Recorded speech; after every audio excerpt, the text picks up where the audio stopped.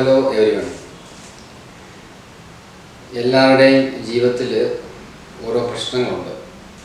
അപ്പോൾ ഈ പ്രശ്നം നമ്മുടെ സൃഷ്ടിയാണെന്ന് നമ്മൾ പലപ്പോഴും കേട്ടിട്ടുണ്ട്. പല ഗുരുക്കന്മാരും അങ്ങനെയാണ് പറഞ്ഞിട്ടുണ്ട്, പ്രശ്നം നമ്മുടെ സൃഷ്ടിയാണ്. പക്ഷെ നമുക്ക് ഈ പ്രശ്നം വന്നുകൊണ്ടിരിക്കുകയും ചെയ്യും, നമുക്ക് മനസ്സിലാകുന്നില്ല ഈ ഗുരു എന്താണ് ഈ പറയുന്നതെന്നുള്ളത്. നമ്മൾ ചിലപ്പം ചെറുപ്രായത്തിലായിരിക്കും അത് കേട്ടിരിക്കുന്നത്. പ്രശ്നം അത് നമുക്ക് അക്സെപ്റ്റ് ചെയ്യാൻ പറ്റുന്നില്ല.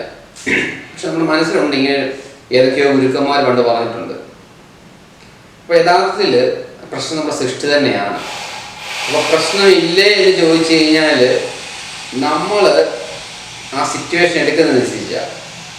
നമ്മളുടെ ആ ഒരു പ്രശ്നത്തിലുള്ള അറിവ് കൂടുമ്പോൾ ശരിക്കും അതൊരു പ്രശ്നമേ അല്ല. നിങ്ങൾ തന്നെ നിങ്ങളുടെ ജീവിതത്തിൽ ഓരോ പ്രശ്നങ്ങൾ നോക്കിയാൽ മതി. പണ്ട് നിങ്ങൾ നേരിട്ട പ്രശ്നങ്ങൾ ബിസിനസ്സിലും ജീവിതത്തിലും അത് ഓൾറെഡി തരണം ചെയ്ത് കഴിഞ്ഞാൽ പിന്നെ അതുപോലത്തെ ഒരു സംഭവം വന്നാൽ അത് നിങ്ങൾക്കൊരു പ്രശ്നമേ അല്ല. അപ്പോൾ പ്രശ്നത്തിനെ നോക്കി കാണുന്നതിനകത്താണ് കാര്യമിരിക്കുന്നത്. ഇപ്പോൾ നിങ്ങളൊരു ബിസിനസ് ചെയ്യുകയാണെന്നുണ്ടെങ്കിൽ അതിനകത്തെ അറിവുകൾ നേടുമ്പോഴത്തേക്കും യഥാർത്ഥത്തിൽ അവിടുത്തെ പ്രശ്നങ്ങൾ അപ്രത്യക്ഷമാകുക. ജീവിതത്തിലെ എല്ലാ തലത്തിലും അങ്ങനെയാണ്. ആ പ്രശ്നം അവിടെ നിലനിൽക്കുന്നത് നമ്മുടെ ആ ഒരു കാഴ്ചപ്പാട് കൊണ്ടാണ്.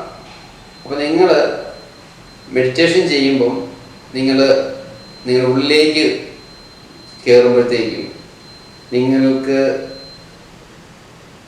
നിങ്ങളുടെ കോൺഷ്യസ് ലെവൽ മാറും, ബോധമണ്ഡലം. അപ്പോൾ നിങ്ങൾക്ക് നിങ്ങളുടെ കാഴ്ചപ്പാടുകൾ മാറും.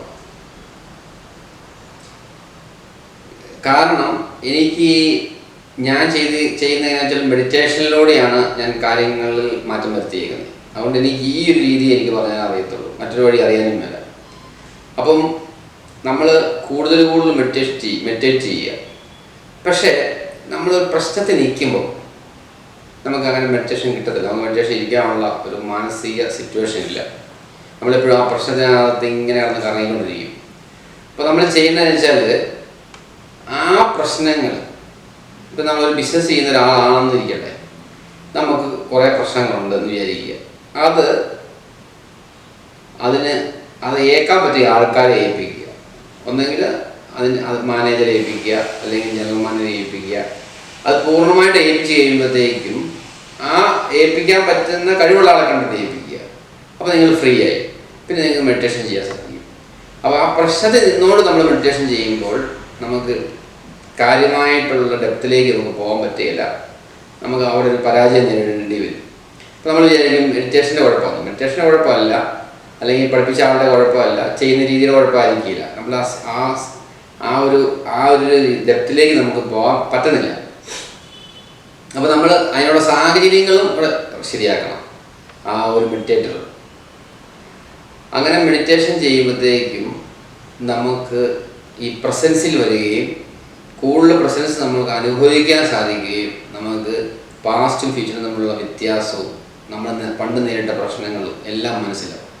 അപ്പോൾ ഇതെല്ലാം ഒരു മനസ്സിൻ്റെ ഒരു പ്രശ്നങ്ങളാണെന്നും അതിനെ നമുക്ക് വളരെ വേഗം തരണം ചെയ്യാൻ പറ്റും എന്നുള്ള ബോധം നമുക്കുണ്ടാവും. അപ്പോൾ നിങ്ങൾ അങ്ങനെ ഒരു ബോധത്തിൽ എത്തിക്കഴിഞ്ഞാൽ നിങ്ങളുടെ കാര്യങ്ങൾ വളരെ സ്മൂത്തായിട്ട് നീങ്ങുന്നതായിട്ട് നിങ്ങൾക്ക് മനസ്സിലാവും. അപ്പം എങ്ങനെയാണ് ആ തലങ്ങളിലേക്ക് എത്തേണ്ടത്, എങ്ങനെയാണ് ആ ഒരു കാഴ്ചപ്പാടിലേക്ക് എത്തേണ്ടത്, ഇതെല്ലാം എൻ്റെ ട്രെയിനിങ്സ് അറ്റൻഡ് ചെയ്യുമ്പോൾ നിങ്ങൾക്ക് മനസ്സിലാവും. അപ്പോൾ നിങ്ങൾ റെഗുലറായിട്ട് എൻ്റെ വീഡിയോസ് കാണുക, യൂട്യൂബ് വീഡിയോസ് കാണുക. ആ യൂട്യൂബ് വീഡിയോ കാണുന്നതനുസരിച്ച് നിങ്ങളുടെ ചിന്താരീതിയിൽ മാറ്റം വന്നുകൊണ്ടിരിക്കും. ചിന്താരീതി മാറുന്നതനുസരിച്ച് നിങ്ങളുടെ ആക്ഷൻ മാറിക്കൊണ്ടിരിക്കും, നിങ്ങളുടെ ജീവിത സാഹചര്യവും മാറിക്കൊണ്ടിരിക്കും. ഇത് നിങ്ങൾക്ക് തന്നെ മനസ്സിലാവും. Okay, thank you for listening. Bye for now.